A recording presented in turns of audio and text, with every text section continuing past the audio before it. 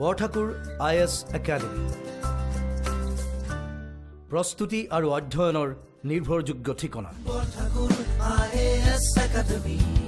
Hello everyone, welcome to the Hindu analysis for 2nd June 2021. Let us begin with the first article today. CBSE CISCE scraps class 12 exams. This was done after a review meeting which was headed by Prime Minister took the decision that it is of the paramount importance that the health of the students is considered, and hence we are scrapping the exams. This bit of news is bound to bring certain relief to both parents and students who are preparing for these exams, because the immense risk that is involved that they feel if their kids attended these exams because of the pandemic situation right now. Now, the class 12 examinations are cancelled after a review meeting. Now, there is a lot of uncertainty of issues that surround this particular exam, because currently we are experiencing the second wave of COVID-19, and there was an immense call on the government from various quarters of the society, both from parents, students, civil society and other activists, to reconsider their decision to go ahead with conducting class 12 examination. Now, following the meeting of the Council of the Indian School Certification Examinations, they have also decided that they are also going to cancel the class 12 examination. Now, as far as the NEET and JEE exams are concerned, these issues were not discussed at the meeting that was chaired by Prime Minister. I think with the class 12 exams being cancelled, there is a greater chance for JEE and NEET exams to be either postponed or cancelled. But when the question of cancellation of these professional entrance tests is concerned, there is a lot of pushback from organizations that depend on JEE and NEET for admissions, because this will again put a dent or a question mark over the admission process, the academic year and overall course structure during these crisis times. Though some state governments had called for the cancellation of exams, other state governments, which were majority of them, favored for holding these examinations through various staggered process.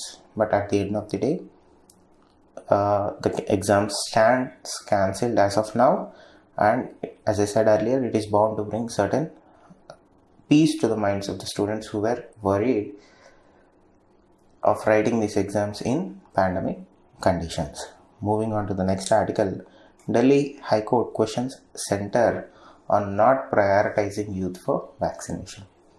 The Delhi High Court has questioned the center vaccination policy for not prioritizing the younger population who are older than 18 years of age, as the court considered them the younger generation are the future of this country. The reason is pretty much clear. We know why the vaccination for children above 18 years of age or youth above 18 years of age is deferred. It's a clear-cut case of India having not enough vaccines to vaccinate the entire population. Now, though the court observations are valid, the ground realities do dictate that the priority must be we have to complete the vaccination of the more vulnerable aged above 45 years of age. Now, as far as the High Court's comments or observations do come, these are valid. As far as the solution, until and unless the vaccine manufacturing or vaccine production ramps up, there is no clear-cut solution for the problem that India is staring right now. On the other subject of mucormycosis, that is the black fungus issue that doctors are seeing in large numbers due to the extensive usage of steroids for the treatment of COVID-19, India is still struggling to source enough medicines to treat the black fungus infection or any other new infections that are arising out of treatments that are being prescribed for COVID-19. There is a clear stockage of medicines that are required to treat the black fungus infection or other infections that are arising out of COVID-19, but at the end of the day, It is still a matter of concern in terms of how these patients are being treated and ensure that no people are lost to these fungal infections also. Moving on, COVID-19 Diplomacy 2.0, a different order of tasks. So, the government of India adopted this policy of exporting vaccines as a part of its vaccine Maitri. In the few earlier classes, we clearly went over all the issues that were surrounding vaccine Maitri, the criticism that surrounded the export of vaccines to almost 95 other countries, and the subsequent fallout of it with the lack of vaccines for our own population, and the questions that rose out of opposition, and the concern regarding the loss of life posed at the midst of second wave because we couldn't vaccinate enough people. Those parameters, those arguments, those statements are well established. The other part of the conversation is, during the first wave, that is in the 2020, India was exporting COVID-19 medicines. We were extensively flying out people out of other countries through Vande Bharat mission back to our country, repatriation flights, and we were exporting vaccines under the flagship of Vaccine Maitri to more vulnerable countries. Particularly, we exported almost to 95 other countries, particularly in the Caribbean region, in African region, and Americas also, particularly the South American countries. Now, that was the case with India in the first wave. It was well established that we were able to control the first wave or the fallout of first wave of COVID-19, but that cannot be said with the second wave of COVID. It was immediately apparent that we were out of our thread in terms of handling the second wave of COVID-19. The fallout seems to have fallen on the External Affairs Ministry also, because the second wave, that is COVID Diplomacy 2.0, had a different order of tasks both in immediate and in long term. The immediate was to deal with the demand for liquid medical oxygen and shortages of remdesivir and other critical COVID-19 treating medications. And one of the things that made the job difficult for these people who were sourcing medicines from other countries through diplomatic channels and any other channels that they had was the fact that the government had kept changing the protocols for treating COVID-19. In the first phase of the treatment protocols, the remdesivir and other drugs were imported from United States, Russia, and other countries. When we were doing that, the protocols were dropped from, these medicines were dropped from the COVID-19 treating protocol, and new drugs were introduced into the COVID-19 treating protocol by the ICMR. Immediately, all these resources that we were allocating to source these remdesivir and other medicines have to be given up in search of new leads and new resources for the new protocols that were being added.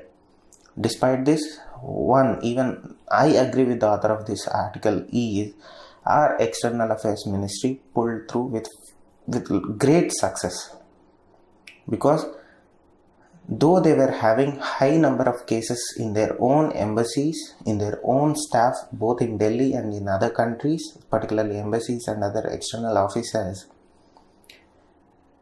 staff of the External Affairs Ministry, both ambassadors and the supporting staff in those embassies in Delhi and other countries, had done an exceptional job in sourcing the critical requiring medicines for our country in the second wave. That I have to agree with the author also, because they did a commendable job. They did an excellent job in at least ensuring that India had a continuous supply or access to the medicines that it critically needs to counter second wave of COVID-19. Now, the issue is not about them doing a bad job or them doing a good job. The problem comes when it finally comes to the final solution to the COVID-19, that is vaccines. It is evident by this point of now that vaccines are the silver bullet for COVID COVID-19. Now, the External Affairs Ministry will be focusing at least until 2022 to ensure that the Indian government will have access to a continuous and a clear supply of COVID-19 vaccines. We have also discussed in earlier classes as to what are the factors that are affecting our own manufacturing capacities. What were the shortfalls or pitfalls of the government of India's policy in acquiring vaccines in the first wave itself, or at least in the first half of this year from January to April. That facts are well established. Now, it is a clear-cut case of India is experiencing a shortfall. Now, we have to address the shortfall we are facing right now by either getting vaccines from other countries or directly purchasing vaccines from US manufacturers. This job has been again entrusted with the Ministry of External Affairs, which has few roadblocks and extenuating challenges lying ahead of it. First, the policy has clearly shifted with government focusing of fulfilling this shortfall with the help of US.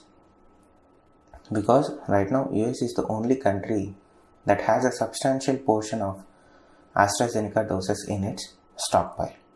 The problem with US being unable to release these vaccines is US government cannot release these vaccines until and unless the US FDA approves these vaccines for distribution. Meaning, until the United States Food and Drug Administration gives the clearance for these vaccines, they cannot export them. That is one of the roadblocks that the vaccine export out of US, or at least the surplus stockpile that US possesses of the AstraZeneca vaccine, seems to be. The second thing comes down to purchasing more stock or more vaccine doses from 3 US manufacturers, that is Pfizer, Moderna and Johnson & Johnson. What are the challenges that Indian government and Indian diplomats face with this particular process of procuring directly from these US manufacturers? First, the clause of indemnity comes into picture. But before going into that, though US government has promised that they are going to release these vaccines, the promise has been made to African countries but not to India. So it is a challenge for India to get at least some substantial chunk of the vaccines that America has promised to export. While coming to the production of the said American vaccines in India, at least in the case of Johnson & Johnson vaccine, the production of Johnson & Johnson vaccine in India, though has been cleared through the Quad Summit, will certainly take a lot of time, or at least some time, before it is materialized. Again, the agreement that we made with in the Quad Summit for the production of Johnson & Johnson a single dose vaccine was for the distribution of the produced manufactured vaccine to Southeast Asian countries, and we don't have a clear-cut clarity on whether a certain portion of the manufactured vaccines will be used for Indian domestic use. As I was saying earlier, the major roadblock that India is facing from these US manufacturers, either it may be Pfizer, Moderna or Johnson & Johnson, is the clause of indemnity. They are asking for two things from the government of India. One, we need a waiver from indemnity clause. Second, we need you to give us the emergency use authorization prior to supplying of those vaccines.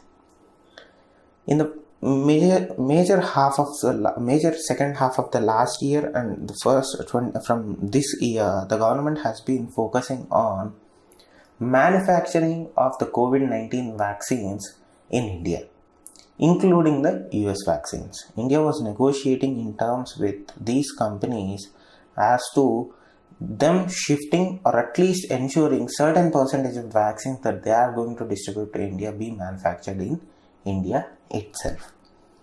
Now, with the critical shortfall that we are facing right now, and to a greater extent our manufacturers, both Bharat Biotech and Serum Institute of India, failing to meet the demand of its domestic use, we are forced to rechange or recalibrate our own strategy to access these vaccines that are produced by US manufacturers.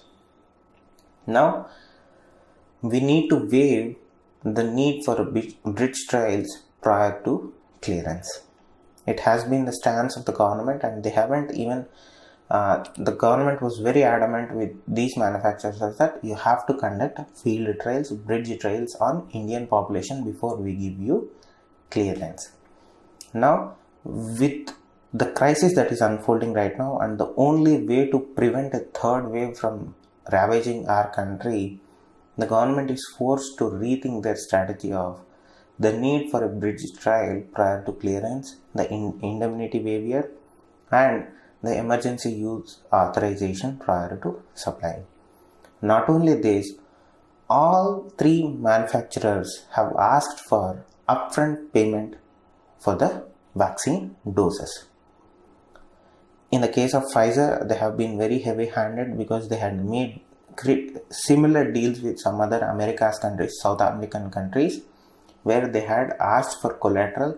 They even asked as far as to change certain legislation in their countries through way of amendment. Then only Pfizer was willing to sell the vaccines to these affected countries. That is how these companies are playing with, and it is understandable that the government of India took a stand where they didn't want to budge to these private companies. In the first phase, we were hoping that our manufacturers would take up the slack and they would be able to provide the vaccines that we need. But as days went, we realized that future is probably unlikely. Now we are left with no other choice but to re-engage, re-strategize, and do away with certain stringent measures that Indian government had put in place and engage with these manufacturers to meet our demand. Now, coming to the second aspect of it, that is the waiver of TRIPS. Many countries, particularly Western countries, Germany, France to a little extent, but Germany and other European countries are still holding out on the idea of freeing up the intellectual property rights on vaccine for 3 years. Remember, the TRIPS proposal or the TRIPS waiver proposal that the Indian government and the South African government had put forward did not talk about waiver of these particular patent and IP rights for indefinite period of time. We were asking them for only a period of 3 years because by every method of calculation, it was consensually reached that with 3 years of waiver, enough manufacturing capacity can be expanded to a great limit that it will fulfill the goal of including the UN and other nations, of vaccinating their entire populations to 90% levels. So in 3 years, it is possible to vaccinate almost all 90 to 95% of the world population. After that, even if the waivers are in place or not, it doesn't matter because the population is already vaccinated. Now, since the World Trade Organization is an organization that works by the concept of consensus, until and unless every nation is agreeing to it, or at least the major countries agree to it, the proposal put forth by South Africa and India are not moving ahead. To add to that, instead of supporting this proposal put forward by US and South Africa, US brought their own proposal. Let us say, for the good of the world, for the better of the population, India and South Africa abandon our proposal and support US proposal also. It still is unlikely to get that proposal through because there are certain countries still opposing the idea of IP rights waiver. Now, this is where the reality kind of hits in for India. Both India's neighbors and partners in Africa are critically dependent on India for their vaccines, and now are in a tight spot because we failed to balance the vaccine supply and manufacturing demand. Now, this has forced these countries to seek the help from China, because China has jumped into the vacuum that India left after our Vaccine Maitri flagship diplomatic outreach program fell off tracks when the second wave hit us. China was more than willing to supply their Chinese vaccines to these people. Though these countries, who are now in a very tight spot in terms of vaccinating their own population, sought the help of US government, US was still dragging its feet, while China was more than willing to support these countries financially and through vaccines. And it seems that with a lot of uncertainty surrounding our own manufacturing capacities and our own supply, these countries were forced to take up the Chinese vaccine offer. Now, this has led to a lot of degradation of trust between these countries and our country.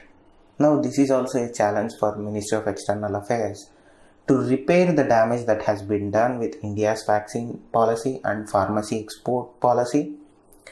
And we have to rebuild this trust, and we don't know how this is going to be done or how impactful it will be in various countries. That is one more job for our External Affairs Ministry. Moving on, it is well established norm by now that this is the COVID-19 pandemic isn't going to go away with a single wave or a double wave. We are going to see more waves of COVID-19, and it is well established through data and speculation that there is a greater chance for more waves of COVID-19 in the future. And there is no clear answer as to what is the source or the genesis of the COVID-19 pandemic in the world. But with many countries experiencing either second wave, deadly second waves, deadly third waves, in case of Japan, deadly fourth wave, countries have become increasingly vocal about asking as to or getting an understanding of what has caused the pandemic. And India is the one country that is the worst hit countries in terms of the first wave or the second wave. Now it is time for India to demand accountability as to what is the origin of the COVID-19. Now we all know that the World Health Organization had conducted a study for the pathways of emergence of SARS-CoV-2 in Wuhan. You know how that investigation was done. You know how of a bad job these investigators did. They just went into the Wuhan Institute of Virology and asked their friends. Remember, the members of the committee that the World Health Organization constituted were friends of the scientists that were working in Wuhan Institute of Virology laboratory. That is how pathetic this investigation was done.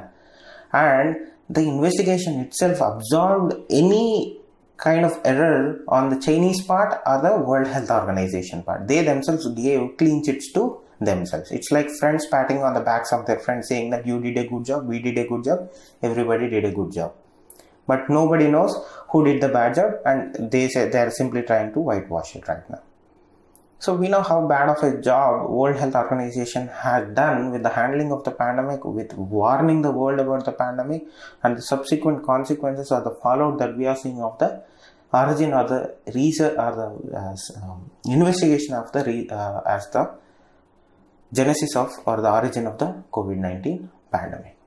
And they had the nerves to say that there are only 4 possibilities for this virus to be transmitted to such levels. One is through zoonotic transmission, that is from animals to humans, an intermediary host, a cold chain transmission or transmission through food, or a laboratory incident. And the report concluded that all the 4 pathways are extremely unlikely. Then I don't know, or most of the scientists whom I have spoken to agree. If WHO is saying like this, it's like they are saying, we don't know where this came from. I think this came from space.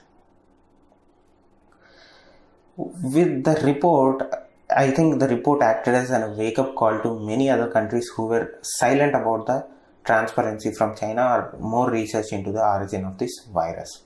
when the report dropped, even the countries that were opposing the lab leak theory that was put forward much earlier by a group of scientists who were saying that there is a great chance that this virus came out of a lab, and countries were saying whatever you are saying is racist, don't do that, don't say that. Suddenly, when the report came, these countries woke up and said, oh wait, there is a possibility that this virus did come out of a research lab, and not as earlier thought that it was transmitted from bats to humans. Now, scientists and agencies around the world are asking for more research and transparency from China, which China is adamantly denying it and playing the victim card or whatever you call it, particularly over the activities that they were conducting in Wuhan Institute of Virology. US has been very complicit in this research because there is a greater evidence that US has funded the gain of research function that that was taking place in Wuhan Institute of Virology. There is a greater possibility that US has funded or at least partially funded the virus research that led to the pandemic. Now it is time for India, when the world leaders are failing to comply or playing complicit with whatever that has transpired, because the huge human cost that this virus has imposed on the population of countries, particularly India, the economic cost, the human cost. Economic cost can be recovered over a period of time, but not the human cost, because it is always associated with the sensitivities of humans and people who actually have to continue living their life past their loving ones are dead. The emotional cost, the psychological cost, nobody can put a price on it, and it is high time for India take the lead charge in finding out and calling for more definitive answers and stronger conventions to regulate any research in the future. At least we have to wake up now, and India has to take the lead and say that whatever research that you are doing right now in terms of these designs or accidental designs, you cannot do it anymore. This has to stop. We have to focus more on surveillance of emergence of viruses rather than us creating more deadly viruses in the lab in the name of research. We have to shift the focus. India has to take the lead in shifting the focus from more deadly virus research into surveillance of emergence of virus. Meaning, whatever the money that we are spending right now to do critical research as to how these viruses evolve and what would be the solution be, we have to shift that money into surveillance, meaning we have to keep an eye out of hotspots that scientists already know. With so many viruses emanating out of multiple corners of the world, the scientific community of the world has a clear-cut understanding of where the virus hotspots are in the world. Now, when we know that these certain 100 areas are hotspots in the world, we can effectively use that money to keep a surveillance program in place that tracks the emergence and the growth or the evolution of virus from these hotspots. That will ensure that the information is shared globally, researched globally, and the solution is found out globally. That ensures that everybody has a stake in it. Right now, what happened is China found out about in the first place. China was quick to react, late to tell to the world that this is bad thing for you. They had put in place so many measures much ahead of other countries that they are now able to move back into normalcy. While India is still struggling, many other countries are still struggling. So we have to shift our focus from gain of research ideologies to surveillance ideas. It is up to India to take up its role to next level in terms of world organizations, both in UN and other organizations such as World Health Organization, because India is a critical component of World Health Organization structure. And the author of this article particularly calls for the revamp of the 1972 Biological Weapons Convention, which was formerly known as the Convention on the Prohibition of the Development, Production and Stockpiling of Bacterial, that is biological, and toxin weapons on their destruction, to institute an implementation body to assess treaty compliance and build safer standard for the future. India has to leverage its non-permanent seat in the UN Security Council, its executive position in the World Health Organization's board, and seek a strong footing into ensuring that the world doesn't see a repeat of the pandemic that we are seeing right now. India can and should prevent next such pandemic by taking a leadership role in world's response to both COVID-19 management and seek answers for COVID-19 mismanagement and take a lead role in ensuring world's protected. So it's a golden chance. Yes, we lost good valuable time, name and trust when we mishandled our vaccine Maitri program.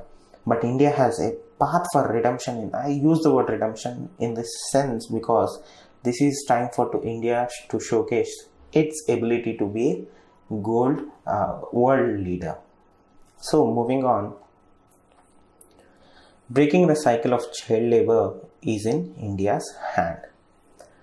Now, the government of India conducted a survey that suggests that 95% of the children between the age groups of 16 and 13 are attending educational institutions. And correspondingly, children between the age of 14 to 17, of them 79.6% were attending educational institutes, both informal or informally. So this was pre-pandemic, and this was a good chunk of population that was going back to school and getting educated. But in terms of the second grouping, that is 14 to 17, almost 80% were only going to school, leaving 20% still vulnerable to child labor. So one of the good news that India got out of its statistics was that during the years 2001 to 2011, India was able to decrease its percentage of child labor through a combination of right implementation of policies, interventions through its programs, and it was clearly evident that through the structural and policy changes, India was able to reduce the number of or the percentage of its child labor. It was only in 2017 that India finally ratified the International Labour Organization Conventions number 138 and 182, and since then Indian governments have demonstrated their commitment to elimination of child labor from India. Now, according to a portal that is run by the Ministry of Labour and Employment, where government officials, law enforcement agencies, NGOs and other such civil society organizations can share information and coordinate on child labor case both in central level and state level and local district levels. It was that is pencil.gov.in. That was the portal that has been used and still being used by agencies around India to share an effective communication strategy as to how the statistics are, how the cases are moving ahead, and how the enforcement of the effective enforcement of labor laws are being implemented in these regions. Though that was being monitored, the pandemic did put a dent into our progress in terms of eliminating child labor from Indian society. It is well established now that the economic condition has degraded to a greater extent. There is a lot of uncertainty that is surrounding in terms of economy, in terms of employment, in terms of accessibility to food, in terms of accessibility to education that was brought forth by this pandemic. A lot of employment in India comes through informal sector. With this pandemic, one of the biggest affected group of people are the people who are employed in the informal sector, because these workers are unsure about where their next employment or where their next meal is going to come. Adding on top of that, the subsequent lockdowns have only worsened the situation, and this has put a real risk of backtracking the gains that India had made in eliminating child labor. With the subsequent lockdowns, with the lack of economy, with the contractions, we are seeing a real case of people being pushed into more economic insecurity and social protections. This has directly led to their reduction in household income, and particularly in the case of poor households where they don't know where their food is going to come from, the children of these particular poor households are being pushed to contribute to the family income, and that directly translate into them being working. They are exposed to child labor again because they have to contribute to the family. They have no other option but to work, and when work is hard to come by, this increases the risk of children being exposed to exploitative work and even more dangerous work. Now that is one part of it.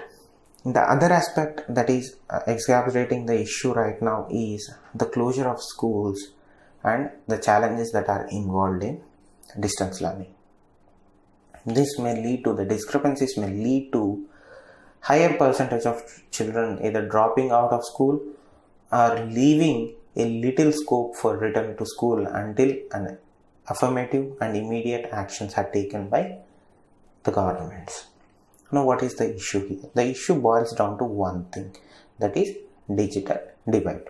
When the government of India conducted a survey, almost all 30 to 40% of the India in urban areas or rural areas, it is shiftable, showed that there is a greater digital divide in terms of poor households. They have less access to internet, they have less access to digital devices, and this pandemic, many schools and educational institutes have moved their education to online platforms for continuation of learning. And this is where the digital divide that everybody is talking about has wreaked havoc, because the kids who have access to digital devices, they can continue their education. And in the case of these marginalized communities where they don't have access to internet, let alone a digital device that can access internet, that left them with no other choice but to completely cease their education. Now, though the challenge is significant, it is not impossible to meet them. If the right level of commitment and right level of refocusing of investments or commitment from the governments and stakeholders with a thorough and a comprehensive mix of policy and programs, both financial and non-financial, will certainly turn around this situation on its head. But that is not what we are seeing right now. It has to be understood that there are certain challenges that are involved in recalibrating our focuses from our fight against COVID-19, and this has ensured that the government is distracted and not able to concentrate on the needs of the idea behind the child labor, or reduce the percentage of child labor in our society. Now we need to ensure a stronger alliance moving ahead to ensure that child labor is completely exhausted or eliminated in all forms by 2025, as we had agreed as a part of our sustainable development goals. But it has to be seen how India will navigate this crisis that is unfolding in front of us right now. Moving to the next article. Biggest lot of Sputnik vaccine lands in India. As a third tranche of vaccines that Russia had promised through its Sputnik 5 manufacturing, close to 30 lakh doses have arrived in Hyderabad to help or boost our vaccination program. So, as we discussed in earlier classes, manufacturing of Sputnik 5 has already begun in India, but whatever that is being manufactured right now is being done in a testing phase, meaning the manufactured doses that are manufactured here will be sent to labs where their efficacy and every other safety aspect is tested. Then only it can be given a green signal for large scale production by Dr. Reddy's lab. Now, this is in addition to other 50 lakh doses that are expected this month, and Dr. Reddy's lab, which partnered with Sputnik 5 manufacturers from Russia, that they are ready to roll out the vaccine for administration. Now, this is certainly going to help our fight against COVID-19 through vaccination. This is going to certainly help our vaccination drive. But until and unless the production of Sputnik 5 increases to greater numbers, this certainly fills the gap that we are feeling right now. Moving on to the next article, BRICS will help India in fighting COVID-19, says China minister. Now, the foreign ministers of the BRICS, that is Brazil, Russia, India, China and South Africa grouping, met on Thursday through a virtual summit. During this summit, the grouping's foreign ministers expressed grave concern with regard to global COVID-19 pandemic.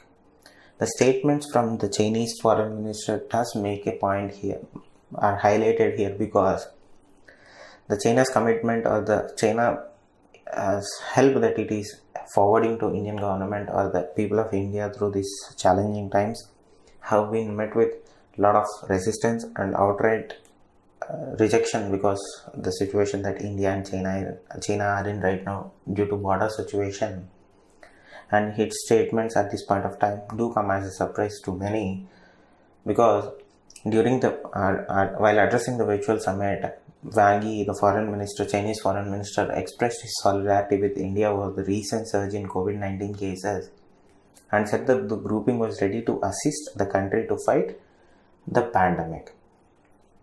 Now, as far as this statement, it is very insignificant in terms of what is going to come out of it.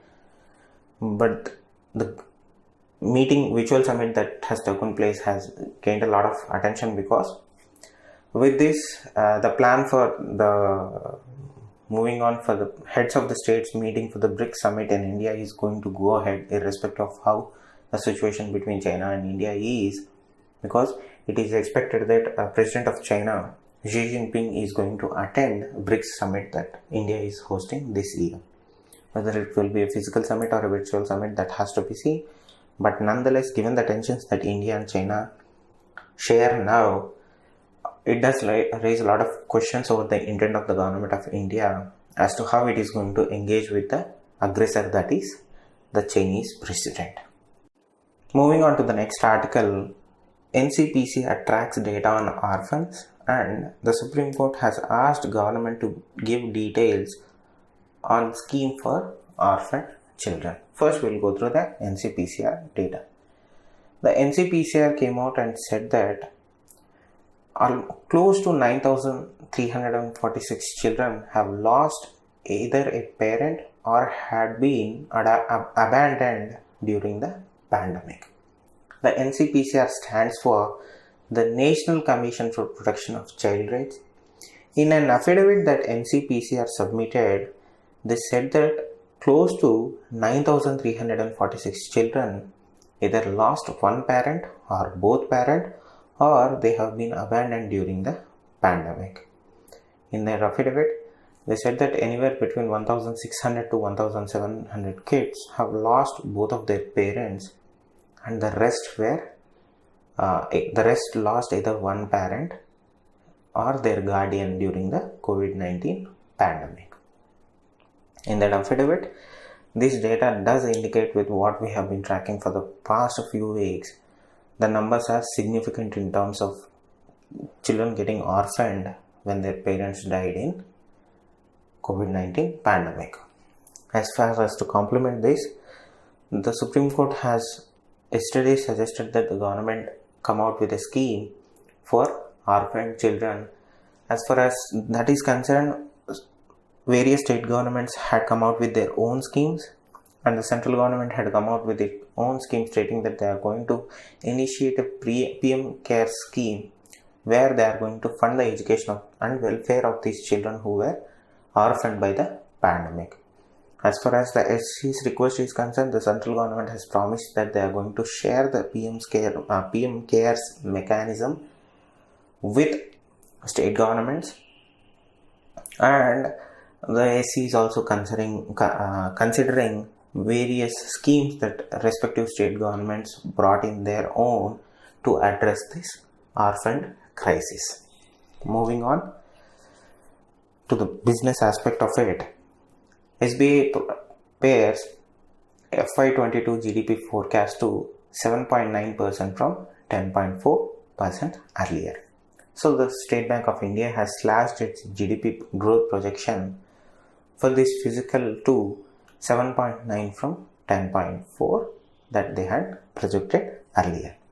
They said that India's economic recovery will now be a W-shaped instead of a V-shaped recovery. Earlier we heard this word V-shaped recovery from almost all banking institutions, non-banking institutions, financial institutions, policy institutions and everything, but it seems that the V-shaped recovery actually never came, because now we are going to see a W-shaped recovery of Indian economy.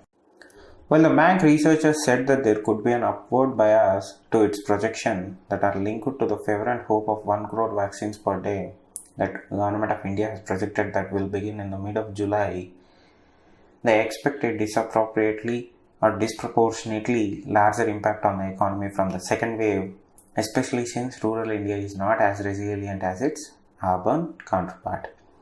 Now the committee observed, or the group observed, that the rural economy has been affected the most during the second wave, where they had seen decrease in diesel consumption, decrease in two-wheeler and tractor sales and fertilizer sales, particularly in Manrega employment generated.